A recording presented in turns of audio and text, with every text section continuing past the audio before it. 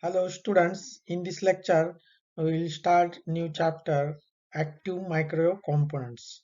So in the previous chapter we have studied passive micro components, that is different E-plane, H-plane tees, directional coupler, then devices which operates on Faraday rotation principle, that is a gyrator, circulator, isolator. We have taken its construction working principle. In this lecture, we will start with a new chapter, active micro components. In that, we have to take limitations of conventional tubes. So we have to take limitations of conventional tubes. So active micro components contents. So for this chapter, contents are limitations of conventional tubes. Okay, then O and M type classification of microtubes, return cavity, velocity modulation. So this O type and M type tube classification we have to take. And in previously conventional tubes are used, that is tetrodes, pentodes are used, and there are certain limitations at high frequencies. So we have to take limitations.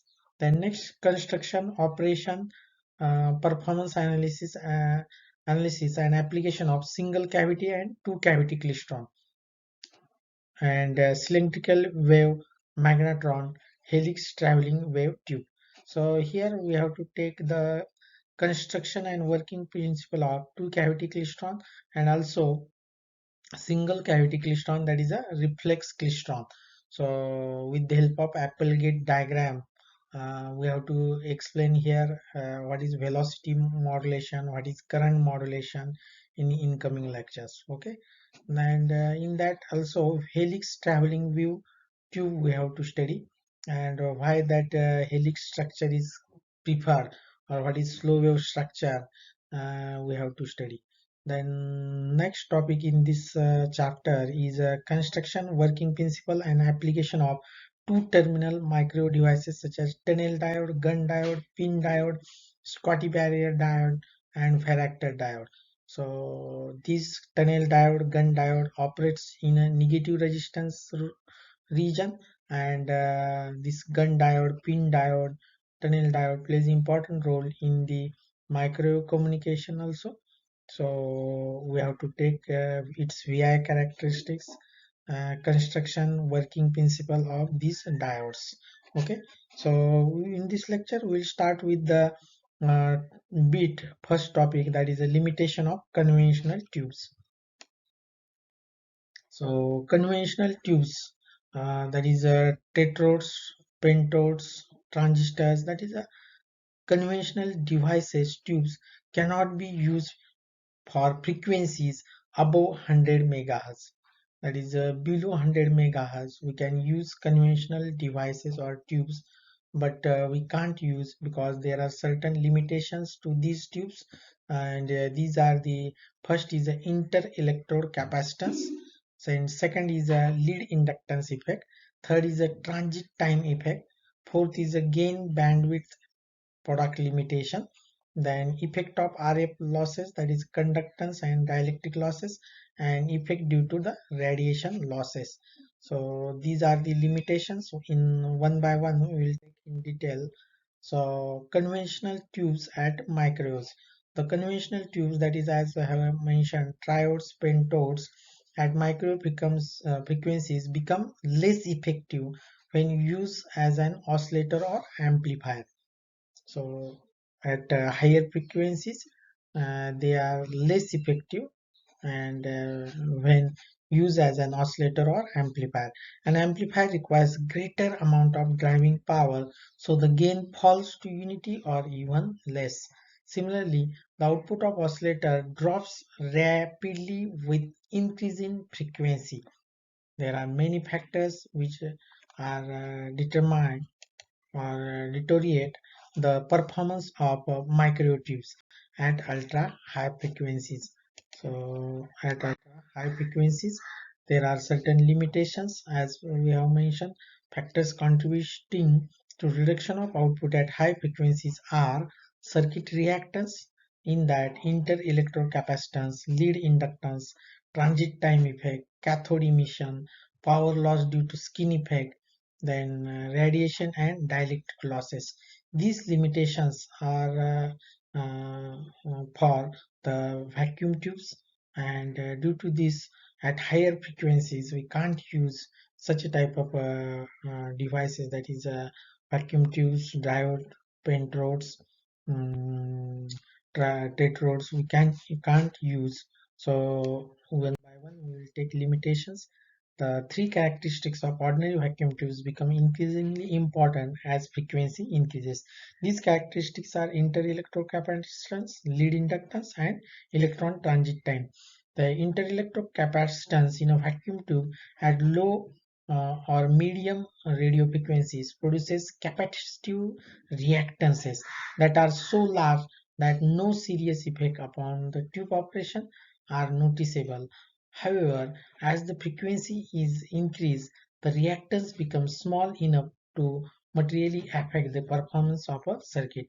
For extremely high frequency applications above 1 GHz, the inter-electrode capacitance and transit time delays of a standard electron tube construction becomes prohibitive.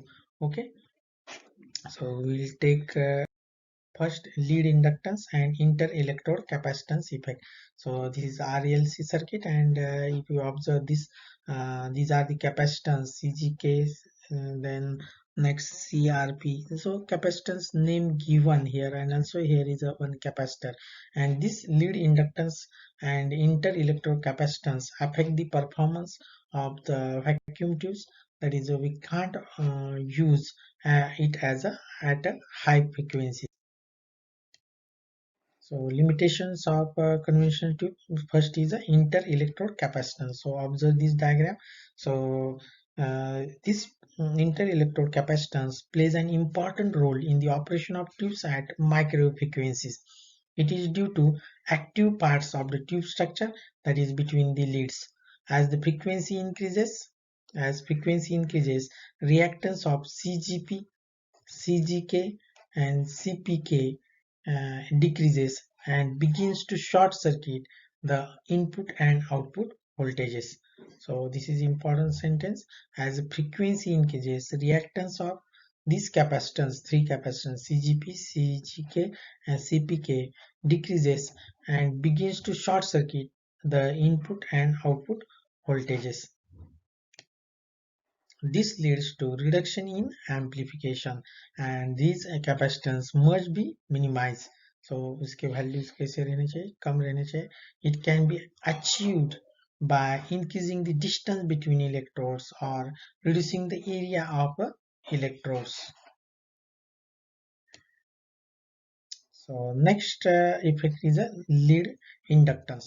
Our second limitation is a lead inductance. So observe this figure. L1 and L2 inductance are mentioned. The leads have small but finite inductance.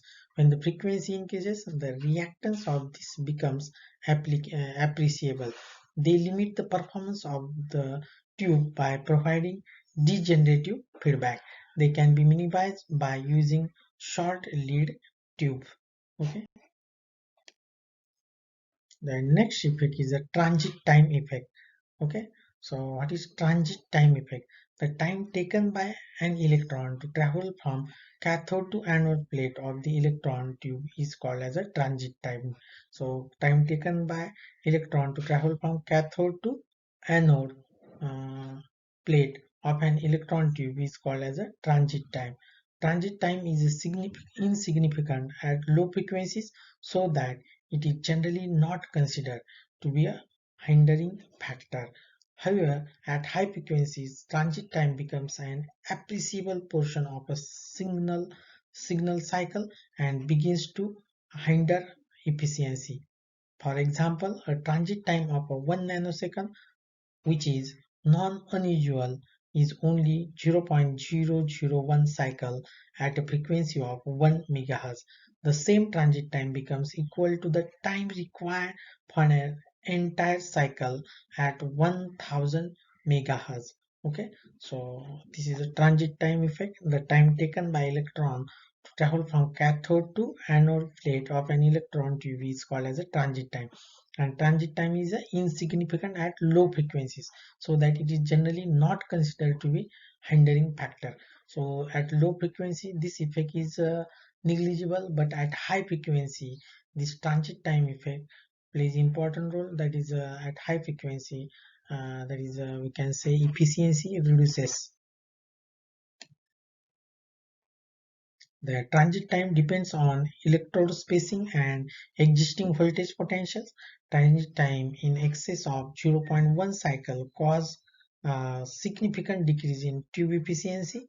This decrease in efficiency is caused in part by phase shift between plate current and grid voltage. To minimize the effect of transit time, the distance between electrodes is to be reduced, and higher voltage must be applied. Compromise between inter-electrode capacitance and transit time. The next limitation is a cathode emission. High cathode emission can be achieved by increasing area of cathode, increasing cathode filament voltage, and higher filament temperature. But increasing area of cathode increases the inter-electrode capacitances. So also the cathode voltage and temperature cannot be increased beyond a limit. So this is one of the limitation, cathode emission. At high cathode emission, or a high cathode emission can be achieved by increasing the area of cathode and increasing the cathode filament voltage and higher filament temperature. But as we increase these parameters, the क्या increase हो जाता है, inter electron capacitance increases, and this is a limitation to the vacuum tubes. The next limitation is the power losses. Power losses associated with tube and circuit increases with frequency. So power losses increases with frequency, but so at higher frequency, that is for O tubes or in klystron or in reflex klystron, they operate at high frequency. Therefore, yeah, if we use vacuum tubes there, then more power losses occur. At ultra high frequency, current flows in the surface layer due to skin effect. The associated resistance and losses increase as the square root of a frequency. The loss in a glass tubes are dielectric losses. Okay, so the power losses, the associated resistance and losses increase as a square root of a frequency. So next last factor is a gain bandwidth product limitation, or gain bandwidth product constant. It is important to note that gain bandwidth product is independent of a frequency. For a given tube, a higher gain can be achieved only at expense of narrower bandwidth, and this restriction is applicable to resonance circuit only. In micro devices, either recurrent cavities or slow wave structures are used to obtain a possible overall high gain or a broad bandwidth. So this is a gain bandwidth product is a limitation to the conventional tubes. So this is a last limitation we can say. So in this lecture we have taken a limitations of the conventional tubes. So आप जितने भी limitations है वो आप करके जाओ exam में, आपको रिकॉल करने हैं, तो हेडिंग वाइज आप ध्यान में रख के जाओ. Inter electrode capacitance, lead inductance effect, then we have taken gain bandwidth product limitation, okay, power losses, radiation losses. So all these losses or limitations are the limitations, and due to this we can't use these conventional tubes, that is tetrodes, pentodes, at high frequencies. So at high frequencies we have to use O type tubes, M type tubes, and in O type tubes we have to classify the linear beam tubes, that is we have to take two cavity klystron, then multi-cavity klystron, single cavity klystron, that is a reflex klystron, to for the amplification purpose. And also that is traveling wave tubes, or TW2 helix TW2 amplifiers we have to use. And these as we use these klystrons, reflex klystron, and magnetrons, that is O-type tubes and M-type tubes, then these limitations are reduced at high frequencies. Okay, so in the next lecture we'll take classification of O-type tube, and we'll start with two cavity klystron. Okay, thank you for attending this lecture. We'll stop here. Thanks.